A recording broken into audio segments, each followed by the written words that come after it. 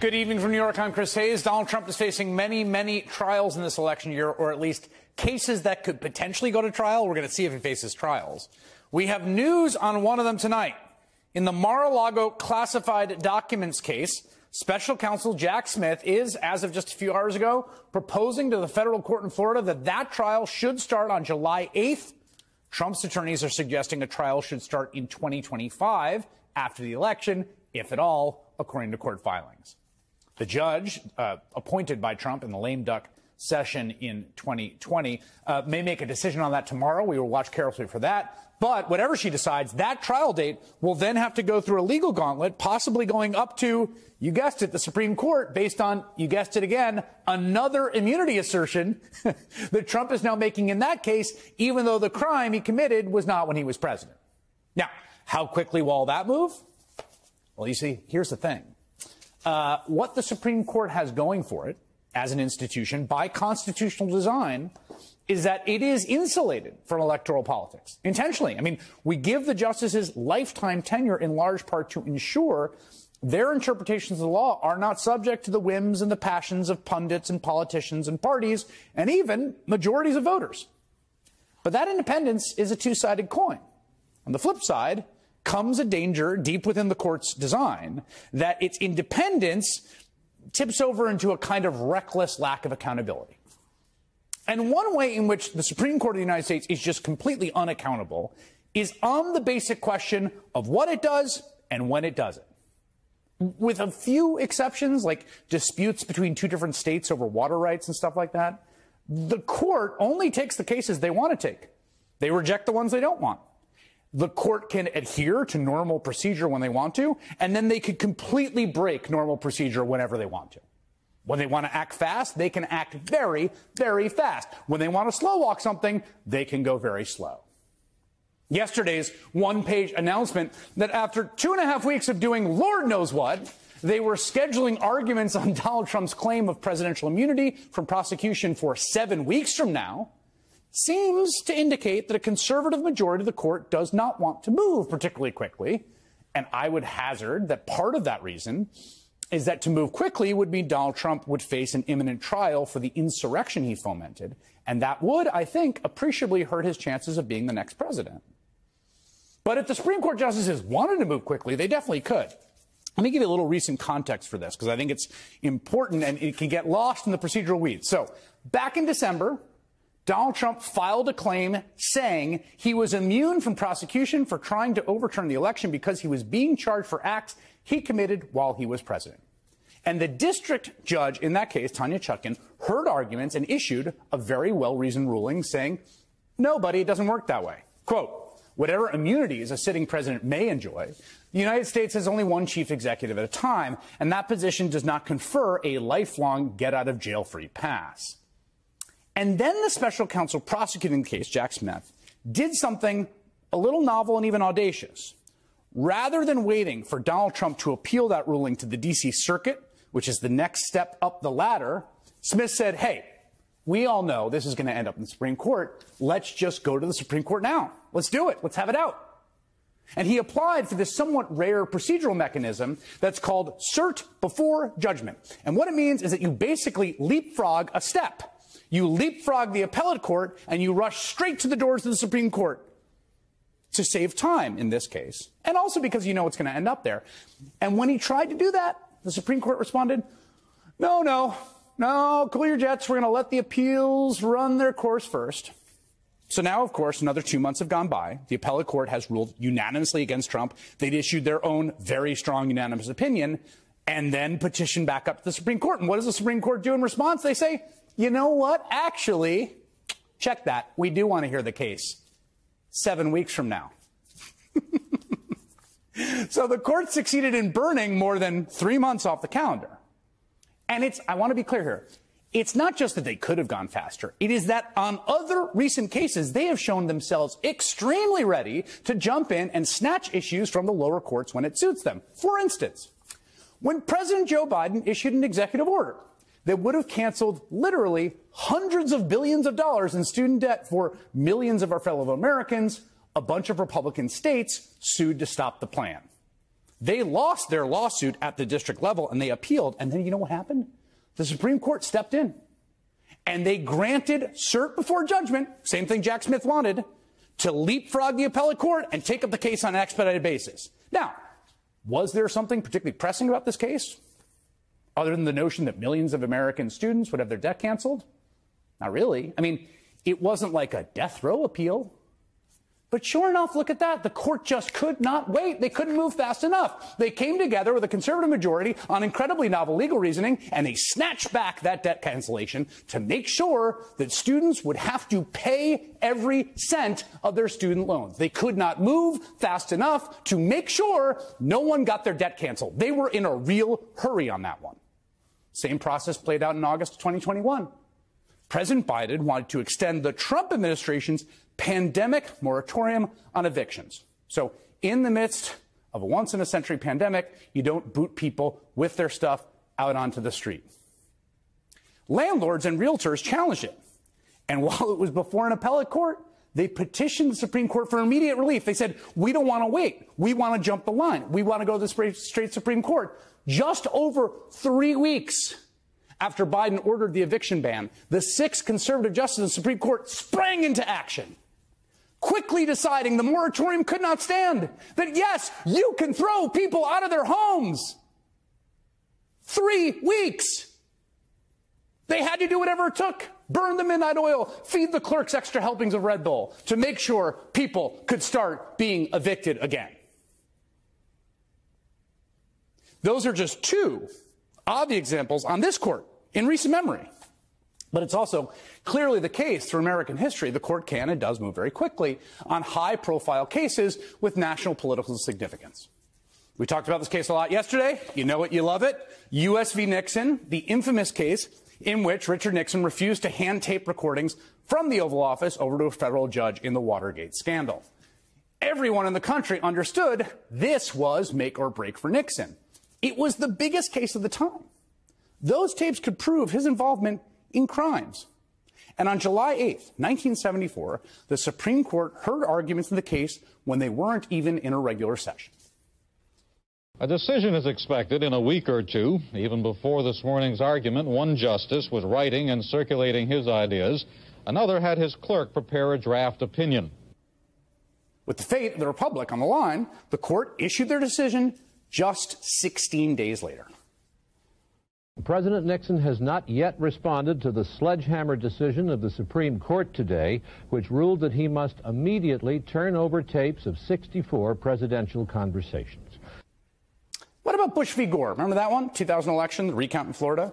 Barely a month after the votes were cast, and one day after Florida's highest court ordered a statewide recount, the Supreme Court stepped in. They granted the Bush campaign an emergency stay to stop Florida from counting the votes. Do not count any more votes. The reason that Bush wanted that was that the Bush campaign was worried that if the recount continued, Al Gore would pull ahead. And then one day after granting cert in one of the most expedited cases of all time, the conservative court took oral arguments and began deliberating quickly. It doesn't get any more tense than this. The justices working for a second night on their historic decision. All this waiting for a decision in a case that was, after all, argued only yesterday. The justices seem determined to rule on this case quickly, well aware of the coming deadlines for choosing presidential electors. Just 4 days after granting their initial stay, by a single vote, the High Court permanently stopped the recount and gifted George W. Bush a presidential victory. So when it comes to making sure that a presidential Republican candidate for president gets into office, man, the Supreme Court can really move at the speed of light, can't they? The point here is that even though this conservative court seemingly tipped their hand this month by sitting on the Trump case for 2 weeks and then scheduling it for arguments way down the line on April 22nd, they can still, if they want to, move very quickly. It is still in their power. And no one should let them off the hook on this massively important and weighty question before the nation. Will the man who tried to overthrow the constitutional republic face a trial for those alleged crimes, or will he not? 9 Americans can still decide that Donald Trump deserves to stand trial, to present evidence under our Constitution before a jury of his peers to find out whether he is guilty or he is innocent of what he is charged before hundreds of millions of Americans go into a voting booth and see Trump's name on their ballot. If you have tuned into right-wing media at all over the past few months, you might have noticed that after spending years beating the drum on inflation, Fox News does not really want to talk about the economy anymore. They sure as heck do not want to talk about abortion. So what is their new pet issue heading into the general election? So-called migrant crime. That's it. Honestly, you cannot overstate the deluge of coverage. At any given moment all day, Fox is either reporting on crime, just finishing a segment of crime, or about to run a segment on migrant crime. Migrant crime is beginning to spiral out of control. There's a migrant crime spree killing Americans. Migrant crime wave. The migrant crime crisis. Migrant crime. The growing immigrant crime crisis. Every third day there's a story about some sort of migrant crime. The drumbeat of propaganda has been moving not just Republicans, but public opinion overall in a really bad direction. A recent Pew poll found that a clear majority of Americans believe a large increase in the migrant population leads to an increase in crime. The problem is, it's not true. It is simply not true. It is a right-wing invention. According to preliminary data from last year published by the New York Times, quote, the country is likely to see one of the largest, if not the largest, yearly declines in homicides. That's right. We are going to set a record in 2023 for a drop in homicides. So to recap, homicides saw a near-record single-year spike under Donald Trump, and it now appears the largest single-year decline in homicides ever in American history happened under Joe Biden. And I will further speculate that if 2023 saw the biggest one-year increase in the homicide rate in recorded American history, everyone would know about it. But what's more, according to a new analysis from NBC News, quote, expert analysis and available data from major city police departments show, despite several horrifying high-profile incidents, there is no evidence of a migrant-driven crime wave in the United States. In fact, in many of the cities, like New York, that have taken in a huge amount of migrants, and really have been a lot, crime has gone down quite considerably. There you have it. It's not just, of course, the data that matters, because this manufactured crisis is at the heart of Donald Trump's monstrous vision for a second term. As president, I will carry out the largest domestic deportation operation in American history to remove Joe Biden's illegals and murderers, because that's what many of them are. It's very simple. If they don't go back to their countries, we will never get back our country. It's predicated on lies, but they're effective lies. And we need to combat Trump's promises with an alternate vision for our future. Donald Trump and the Republicans are not interested in that. They're not interested in solutions at all. As President Biden noted today during his visit to the border, they won't even consider the very conservative border bill that was struck as a deal between Republicans and Democrats before Donald Trump killed it. Donald Trump is wrong about migrants. He's proposing what amounts to a system, get this, of national martial law that would deport 8 million people, with the National Guards of right-wing states being brought in to do it. Americans don't actually want that. The only way to make the case is to start trying to combat his false framing instead of trying to operate within it. Nancy Pelosi had not yet begun her career in politics when the Supreme Court enshrined the constitutional right to an abortion in Roe v. Wade. Nearly 50 years later, she was the first female Speaker of the House when the court overturned Roe, throwing out a half-century of progress. Under her leadership, the House immediately passed legislation to restore abortion rights nationwide. Those efforts went nowhere in the Republican-led Senate. Now, as Speaker Emerita, Nancy Pelosi continues to fight against the Republican project to eliminate reproductive rights in America, and she joins me now. It's great to have you, Congresswoman. Thank you, Chris. Lovely to be with you as we talk about matters that relate to America's families. Yeah, I want to ask just about this bill, because it was so wild to me to watch them all rush out with these statements, which I understood, because obviously there's a political crisis. I think probably 90% of Americans found the Alabama ruling awful. And then to just Google the fact that they've got a majority or co-sponsors on this bill that just plainly does what Alabama does, what the Alabama ruling does. Do you think they know that they're on that bill? Are they pretending to not know? What's going on? Well, let's see what the title is. Life at Conception Act. So they have to know what that means. I've said for years that I think the people on the other side of the aisle need a lesson in the birds and the bees, because sometimes they don't seem to understand.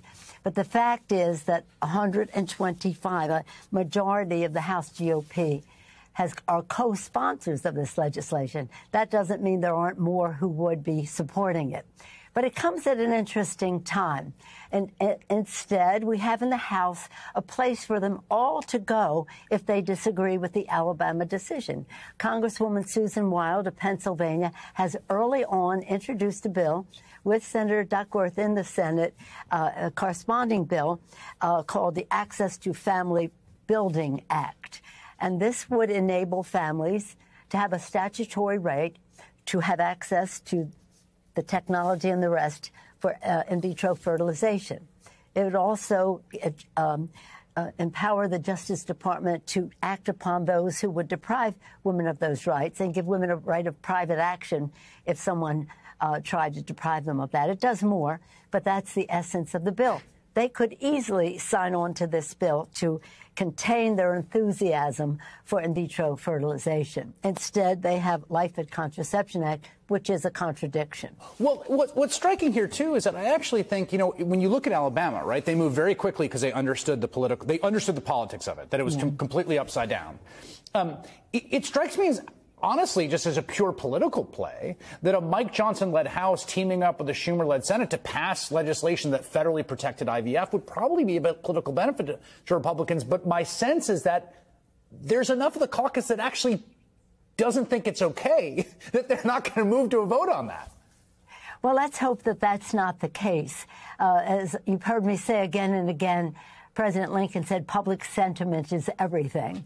There's nothing more eloquent to a member of Congress than the voice of his or her own constituents. Lincoln didn't say that. I'm saying that. Right. And so we want people to weigh in with their members of Congress. I've heard from people of faith, devout Catholics, even nuns, saying this is a gift of God to enable families to have babies.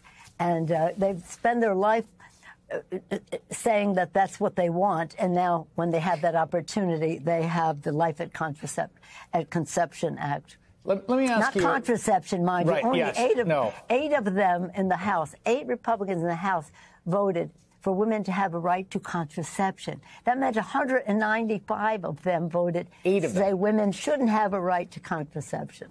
There's a lot going on in Congress this week. Mike Johnson is very clearly, I think everyone would agree, in over his head. I don't even think that's a controversial assessment.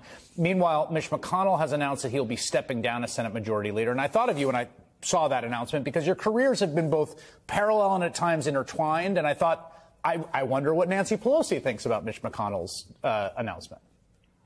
Well, I've worked with Mitch for years. We had a similar position in the 90s, as we had a corresponding role as the top Democrat and top Republican House and Senate on the foreign operations of appropriations. So I've known and worked with him for a long time. I've disagreed with him a lot. In fact, he's wrecked us with the court in terms of a woman's right to choose and so much else that this Roe court is going down a path of. But we've worked on other issues together. It's interesting to me, though, if I just may say, I, for 20 years, was in the leadership, either the leader of the House or the Speaker of the House, passed landmark legislation, affordable health care. The list goes on and on. Rescue package, infrastructure bill, a PACT Act for our veterans, IRA to save our planet and to reduce the cost of prescription drugs. CHIPS bill, just to name some things that are new. When I stepped aside, they said she stepped aside, but she's still here. When he stepped aside, end of an era. It's a guy thing, I know. But I have to just say, for women, we want our proper attention, too. So in any event, I wish him well in his decision. I worry about his health. I'm sad for his family's loss recently, Elaine losing her sister. And we'll just see how it goes. But a very strategic player in the Congress.